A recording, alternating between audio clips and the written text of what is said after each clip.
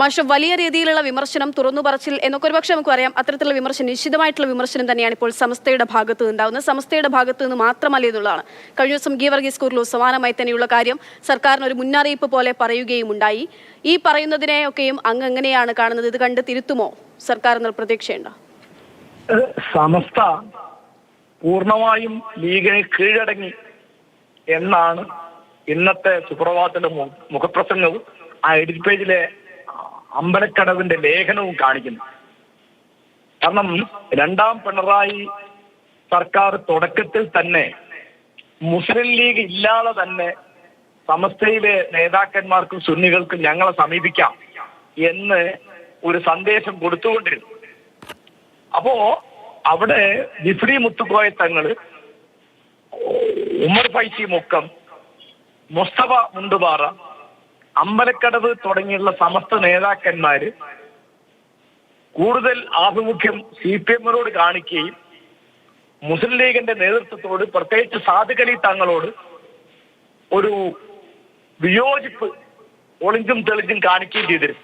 അതിന്റെ പല തെളിവുകളും നേരത്തെ ഉണ്ട്. ഇപ്പൊ പരസ്യം കൊടുത്തത് ഉണ്ടാക്കിയ വിവാദം, പിന്നെ സുപ്രഭാതത്തിന്റെ UAE എഡിഷന്റെ ഉദ്ഘാടനത്തിന് മുസ്ലിം ലീഗിന്റെ നേതാക്കന്മാർ പങ്കെടുക്കാത്തതിന്റെ കാര്യം, അതൊക്കെ ഉണ്ടായിരുന്നു. അപ്പോ ആ സുപ്രഭാതത്തിന്റെ ചീഫ് എഡിറ്റർ ഹുദവി ആ പരിപാടിക്ക് പോയില്ല. അപ്പൊ അദ്ദേഹത്തിന് നേരെ നടപടി എടുക്കാൻ വരെ ആലോചിച്ചിരുന്നു എന്നാണ് വാർത്ത. അപ്പൊ ഈ തെരഞ്ഞെടുപ്പ് ശരിക്കും ഈ സമസ്തയിലെ CPM അനുകൂല വിഭാഗത്തെ ഞെട്ടിച്ചിട്ടുണ്ട്. അവര് ഇലക്ഷനിൽ മറുപക്ഷത്ത് വോട്ട് ചെയ്തിരിക്കാൻ സാധ്യതയുണ്ടെന്ന് കാണിക്കുന്നതാണ് MV ജയരാജൻ മുക്കത്ത് വന്നിട്ട് ഉമർ ഫൈസിയെ കണ്ട് നന്ദി പറഞ്ഞത്. അദ്ദേഹം 10-20 മിനിറ്റ് വീട്ടിലുണ്ടായിട്ടുള്ളൂ. അപ്പൊ എന്തിനാ വന്നത് ചോദിച്ചാൽ ഉമർ ഫൈസി വന്ന് അദ്ദേഹം നന്ദി പറയാൻ വന്നതാണ്. അപ്പൊ അപ്പുറത്ത് വോട്ട് ചെയ്തിട്ടാണോ നന്ദി പറയേണ്ട ഒരു പ്രശ്നം വരുന്നത്? അപ്പൊ ഇവര് അപ്പുറത്ത് വോട്ട് ചെയ്തു, ഇവരുടെ കുറച്ച് ആളുകൾ.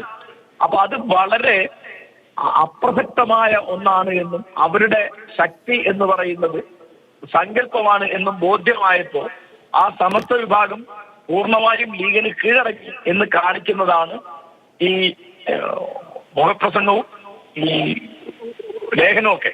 പിന്നെ ഇതുകൊണ്ടിപ്പോ പിണറായി വിജയൻ അല്ലെങ്കിൽ CPM അല്ലെങ്കിൽ ഇടതു മുന്നണി തിരുത്തുമോ എന്ന് ചോദിച്ചാൽ എനിക്ക് പ്രതീക്ഷയില്ല. ഇപ്പം മാർ കൂറിലോസിന്റെ പ്രസ്താവന ഇപ്പോ അവിടെ പറഞ്ഞു. അപ്പോ അത്തരം സൂചന കിട്ടാനാണെങ്കിൽ 2019 ലോക്സഭാ ഇലക്ഷനിൽ അവർക്ക് സൂചന കിട്ടിയതാണല്ലോ. അവരൊന്നും പഠിച്ചില്ലല്ലോ. അന്ന് പിണറായി വിജയൻ എന്താ പറഞ്ഞത്? എന്റെ ശൈലി മാറ്റുകയില്ല, ഈ ശൈലി കൊണ്ടാണ് ഞാൻ ഇവിടെ എത്തിയതെന്ന്. അപ്പൊ ഇപ്പോ അദ്ദേഹത്തിന് ഒന്നും കൂടി ഒരു ഞെട്ടൽ വന്നപ്പോഴാണ് ശൈലി മാറ്റാം, തിരുത്താന്നൊക്കെ പറയുന്നത്.